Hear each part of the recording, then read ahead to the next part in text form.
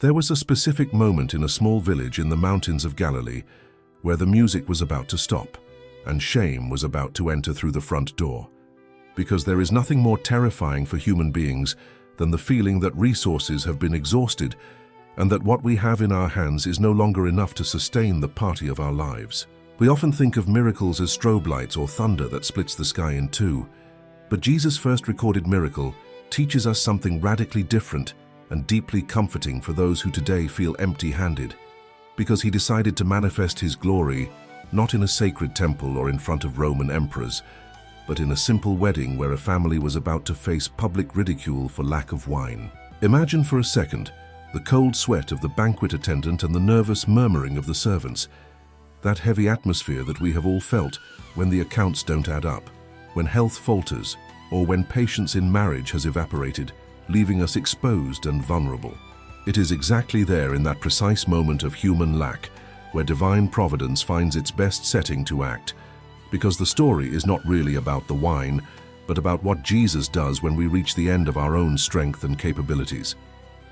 The fascinating thing about Jesus' attitude in the midst of this domestic crisis is his absolute calm in the face of human urgency. Because while we run desperately looking for temporary solutions or culprits to point out, he observes the elements that are already present in our reality, even if they seem useless or empty. There were 6 stone jars intended for purification rites, cold, rigid vessels that represented law, routine, and the external religion that cannot save. And they were empty, just as our hearts sometimes feel after years of trying to please everyone or living up to soul-draining expectations. Jesus did not order wine from another place or create grapes out of nothing in the air. He ordered those same jars to be filled with water, using the common, the tasteless, and the everyday to create his masterpiece, teaching us that we do not need to be extraordinary people or have supernatural talents to be part of a miracle, but simply to be available and willing to be filled to the brim by his word. Water represents our reality as it is, transparent, simple, sometimes tasteless. It is our tears, our boring routines, our efforts that seem to have no flavor. But when that reality comes into contact with the will of the Master, the molecular structure of our existence changes completely.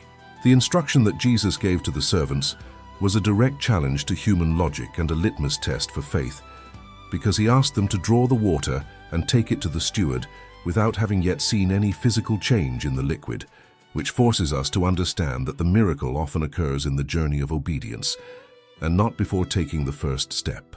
How many times do we remain paralyzed waiting to see the complete solution before moving? But the kingdom of God operates under a dynamic of blind trust, where transformation happens as we walk carrying our water towards the destiny that God marked for us.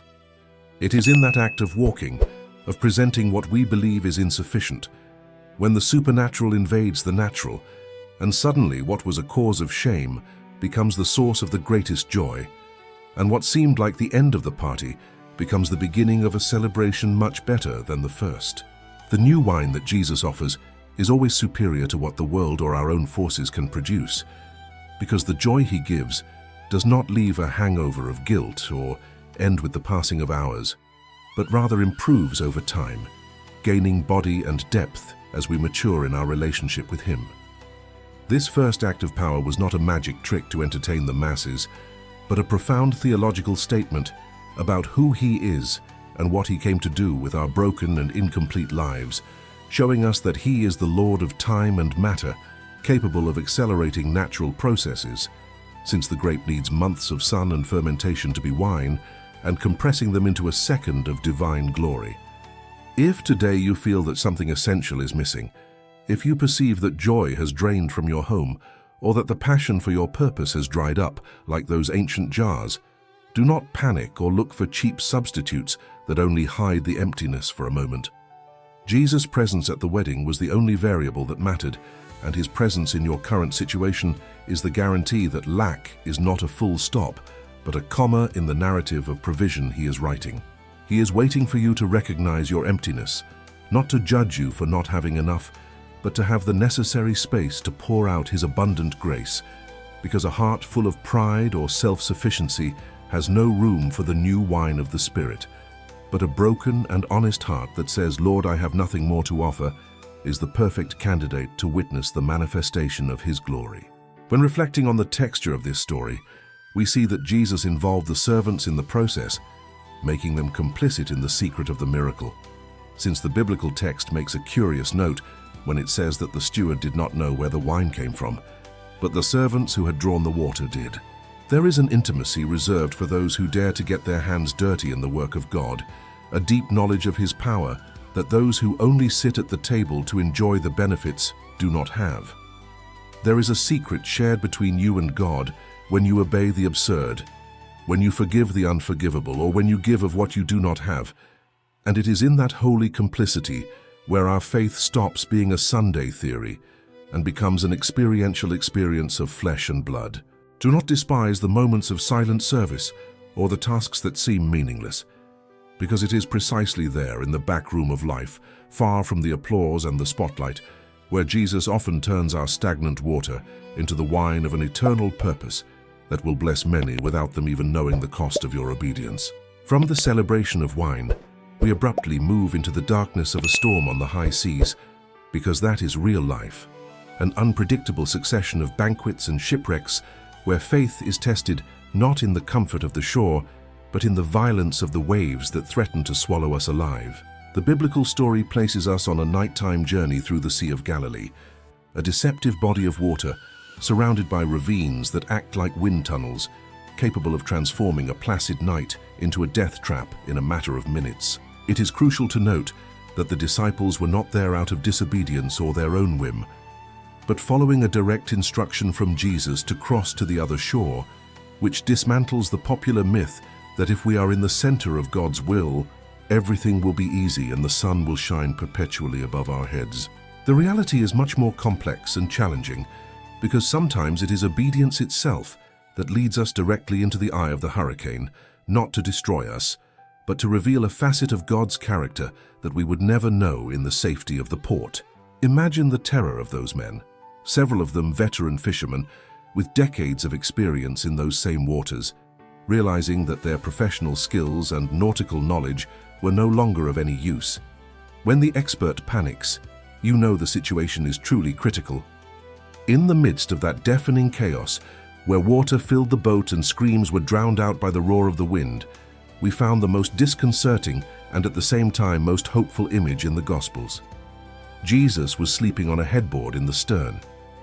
To the anxious and controlling human mind, God's dream during our crisis is almost always interpreted as indifference or abandonment, and that bitter question arises from the depths of fear. "Master, are you not careful that we perish?" That is the accusation we throw to the sky when the medical diagnosis is bad, when debt suffocates us, or when loneliness becomes unbearable in the early morning. We feel that if God really loved us, He would be running around as hysterical as we are, fixing the visible problem. But Jesus sleeps not because He ignores the danger, but because He knows the Father. And His rest in the midst of the storm is proof that there is a peace that does not depend on external circumstances, a sovereign tranquility that knows that no wave can sink the eternal purpose that He carries within. He was not ignoring the suffering of His friends. He was demonstrating that panic is not the only possible response to the threat of death, inviting us to understand that true security is not the absence of storms, but the company of the one who sails with us. When they finally wake Him up, Jesus does not join the collective frenzy or begin desperately bailing water. He stands with a regal dignity that belies the apocalyptic atmosphere and simply speaks. His words, be still," were not a plea to nature or an attempt at negotiation with the elements, but rather a direct order from the Creator to His creation, rebuking the wind as one would rebuke an aggressive dog that had broken free from its chain. At that moment, physics surrendered to metaphysics and a great bonanza occurred. A sudden and absolute silence that must have been even more terrifying than the noise of the storm, because the disciples went from being afraid of drowning to being in awe of the presence of someone who had authority over chaos itself. The question Jesus asks them later, "Why are you so afraid? How do you not have faith?" echoes through the centuries until reaching our situation today, confronting our tendency to trust more in the magnitude of our problems than in the magnitude of our God. He was not upset because they woke him up, but because they allowed fear to erode his confidence that with him in the boat, shipwreck was a theological impossibility.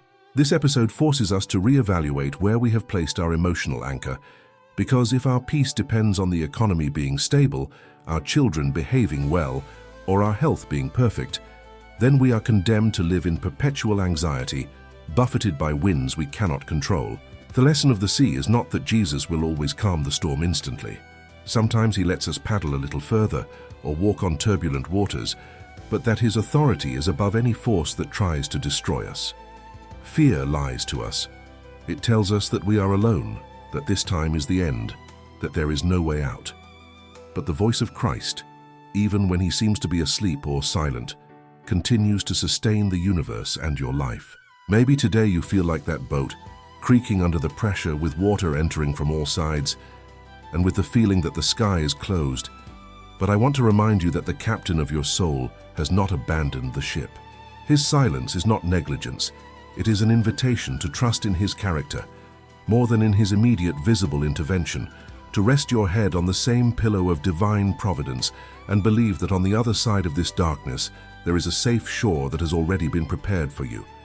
It is precisely in these moments of shared vulnerability that we realize that we are not alone on this journey.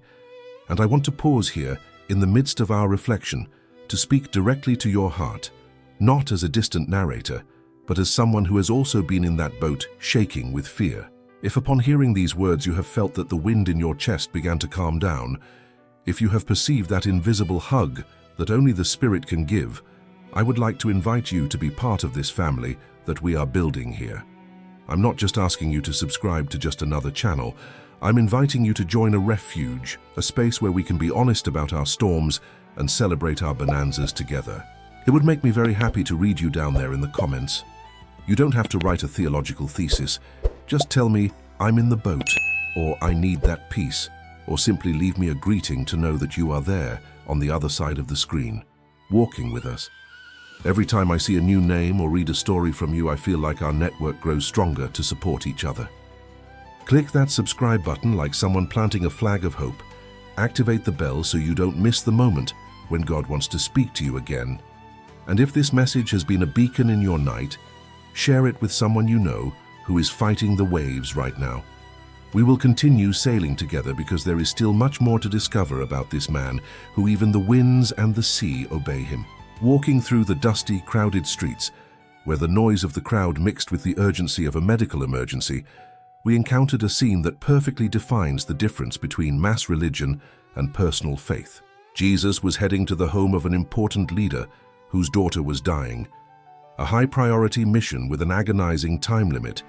But between the push of the people and the adrenaline of the moment, there was a hidden story crawling on the ground, invisible to the eyes of most but palpitating before the eyes of heaven. We are talking about a woman who had been suffering from constant bleeding for 12 long years, a condition that not only weakened her physically day after day, draining her energy and her life drop by drop, but also condemned her to brutal social and religious ostracism. According to the laws of her time, she was considered impure, untouchable, someone who had to stay outside the community so as not to contaminate others. Imagine for a moment the psychological torture of not having received a hug in more than a decade, of seeing how people move away when they see you pass by, of living locked in a bubble of loneliness while your body slowly betrays you. He had spent everything he had on doctors and treatments, desperately searching for a cure, but the biblical text says with painful rawness that he had done nothing before he was worse off, a phrase that resonates with anyone who has tried to solve their inner voids with money, therapies, relationships, or professional successes, only to discover that at the end of the day, the hole in their chest remains just as deep and dark. What makes this woman a heroine of faith is not her theological knowledge or her social position, but her stubborn determination to break with protocol to reach the source of life, for she told herself a truth that changed her destiny. If I will only touch his cloak, I will be saved. She didn't ask for a private audience. She didn't demand that Jesus stop to pray for her. She didn't even seek to make eye contact in that first moment. Her faith was so pure and desperate that she believed that the power of God was accessible even through the fibers of her son's clothing. She had to make her way through the crowd, crouching, pushing, risking being discovered and disowned, perhaps receiving blows and stomping, but with her gaze fixed on the edge of the cloak that moved in the dust. That moment when his fingers touched the fabric represents the breaking point where human need violently collides with divine grace, and instantly, without words and without liturgical ceremonies, the fountain of his blood dried up. She felt in her body what doctors could not achieve in years, a complete electric and immediate restoration that gave her back not only her health, but the life that had been stolen from her. But the story does not end with physical healing, because Jesus is not a miracle-dispensing machine that operates anonymously. He stopped short and asked a question that seemed absurd to everyone present. Who touched me? The disciples, always pragmatic and logical, almost laughed at the question, pointing out that there were hundreds of people squeezing him, pushing him, and bumping into him from all sides. Herein lies one of the most powerful spiritual lessons for us today. It is possible to be close to Jesus, surround him, attend his services, sing his songs, and constantly bump into him in the religious routine, and yet never touch him with the faith that draws virtue. The crowd was there out of curiosity, out of habit, or for the spectacle, but only one person was there with the demand for faith that activates the power of God. Jesus knew that someone had made a real connection because he felt that power had come out of him. He distinguishes perfectly between the casual touch of custom and the intentional touch of necessity. He didn't let her secretly leave with the miracle because he wanted to do something bigger than heal her body. He wanted to restore her dignity in front of all those who had marginalized her. The woman, trembling with fear, was forced to come out of anonymity and prostrate herself before him, confessing the whole truth before the people, exposing her shame and pain, perhaps hoping for a rebuke for having made her impure with her contact. However, what she received was the most tender affirmation that ever fell from the Master's lips, for he looked into her eyes and said, "Daughter, your faith has saved you. Go in peace." Look closely at the word he used, daughter. He did not call her woman or lady or sick. He called her daughter. In 12 years of loneliness, no one had called her that. No one had claimed her as their own. No one had given her a place of family belonging. By calling her daughter, Jesus not only validated her physical healing, but reintegrated her into the family of God, restored her identity, and removed the label of unclean from her, and placed on her the label of beloved. The healing of the body was the vehicle, but the healing of the soul was the destination. He wanted her to know that she was not a thief of blessings who had to hide in the shadows, but a daughter who had a right to her father's inheritance. This narrative confronts us directly in our own loneliness and in those secret problems that we dare not tell anyone, those hemorrhages of the soul, hidden vices, old grudges, shames from the past, that silently kill us while we maintain a facade of normality in front of people. Jesus is passing through today through this word, and although there is a lot of noise around you, a lot of opinions, a lot of news, and a lot of distraction, he is waiting for that touch of faith that says, "I can't take this anymore. I need to connect with you." No matter how long you have been struggling with the same thing, no matter how much money or effort you have spent without results, the mantle of the Master is still within reach of those who dare to humble themselves and stretch out their hand. You don't have to be perfect to play it, you just have to be honest with your need. He will stop for you, not to embarrass you in public, but to look you in the face, affirm your worth, and tell you that you are no longer a slave to your past, but a son or daughter with a peaceful future. That peace that he offers, that shalom, is not just peace of mind, it is fullness, integrity, and total well-being, the final gift of a God who allows himself to be found by those who seek him with all their hearts in the midst of the indifferent crowd. Finally, we arrive at the darkest and most definitive stage of the human experience, that place where all hopes usually die and where logic screams at us that there is nothing more to do, the cold grave of a friend. The story of Lazarus in Bethany is not only a story about physical death, but a brutal X-ray of our deepest disappointments with God, because everything begins with a divine delay that seems inexplicable and cruel to us. When Jesus received the news that his beloved friend was sick, he did not run to heal him, but stayed where he was for 2 more days, deliberately allowing the illness to run its course until the fatal outcome. For Martha and Mary, and for many of us who have prayed fervently for urgent intervention only to receive silence, that delay feels like a betrayal of the love we have for the Master. When Jesus finally arrives, Lazarus has been dead for 4 days, long enough for the body to begin to decompose and for the Jewish theology of the time to affirm that the spirit had already definitively left the corpse. That is, it arrived when the situation was human, clinical, and spiritually irreversible. The sisters' pain is palpable, and their claim is honest. Lord, if you had been here, my brother would not have died. It's the phrase we've all thought at some point, questioning God's timing and lamenting the if-onlys that torment us on sleepless nights. However, in the face of the closed tomb and the stench of death, Jesus reveals to us that he is not simply a teacher teaching about hope, but that he himself is the resurrection and life in person, a life force so potent that death cannot coexist in his presence without being defeated. The most moving thing about this passage is not only the power it displays, but the humanity it shows before the miracle, since the shortest text in the Bible tells us that Jesus cried. He knew that he was going to resurrect Lazarus in 5 minutes. He knew that the ending would be happy, and yet he allowed himself to feel the heartbreaking pain of loss and deep empathy with the suffering of his friends. This teaches us that God is not indifferent to our tears, that his sovereignty does not nullify his compassion, and that he is deeply moved by the havoc that death and sin wreak on his creation. But Jesus' compassion is always followed by an action of authority. He ordered the removal of the stone, defying common sense and fear of the bad smell, forcing us to expose our dead and rotten areas to sunlight, because there can be no resurrection if we are not first willing to open the tomb of our secrets and failures. Jesus' cry at the tomb was specific and personal. "Lazarus, come out." Ancient commentators say that he had to call him by name because if he had only said, "Come outside," all the dead in the cemetery would have been resurrected by the power of his voice. That call resonates for you today, not as a distant metaphor, but as a current order for you to leave that state of lethargy, depression, spiritual death, or resignation in which you have settled. Lazarus came out, but he came out tied, still wrapped in the death bandages, walking with difficulty, which leaves us with a powerful image of our own condition. Sometimes we have received the new life of Christ. We have come out of the grave, but we continue to walk clumsily, bound by the traumas of the past, by victim mentalities, or by habits that belong to our old life of the dead. Jesus' final instruction to the community was, "Untie him and let him go."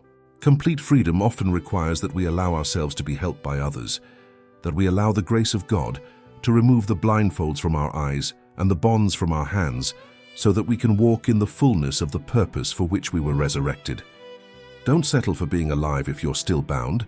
Jesus' work is complete, and he wants to see you run, not just breathe. This journey we have taken today, from the wedding at Cana to the open tomb at Bethany, has one purpose: to show you that there is no scarcity, storm, sickness, or death that can resist the power of God's love manifested in Christ. Maybe you came to this video feeling that your wine was gone, that your boat was sinking, or that it was too late for your miracle.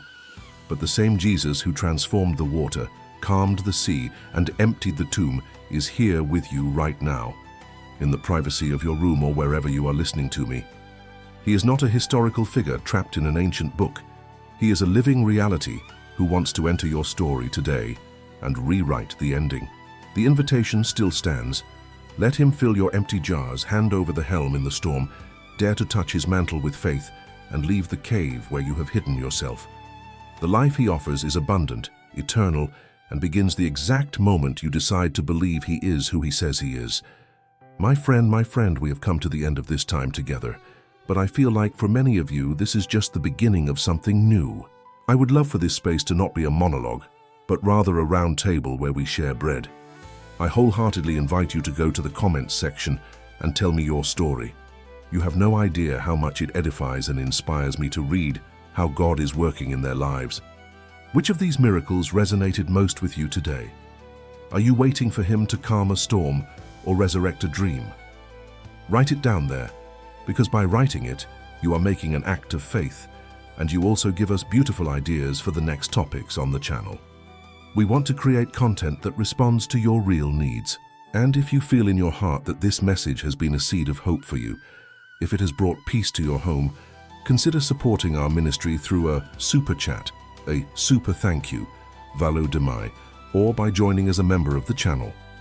Your generosity is not a payment for the gospel, which is free, but a tool that allows us to continue producing these videos with excellence, reach more people who are lost in the darkness, and carry this torch of faith to the farthest corners of the digital world. May God multiply every seed you sow. Thank you for opening the door to your home and your heart. Always remember, no matter how dark the night, the dawn is already on its way. God bless you richly and powerfully. See you next time.